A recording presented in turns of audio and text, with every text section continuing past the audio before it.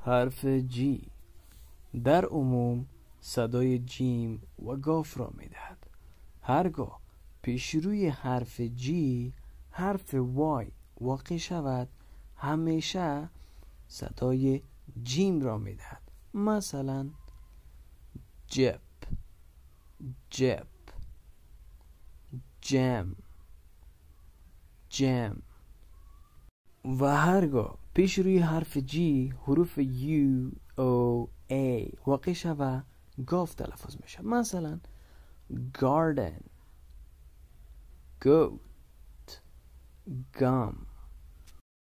و هرگاه پیش روی حرف جی حرف ان واقع شود حرف جی تلفظ نمیشه. مثلا سایجن نه، ساین.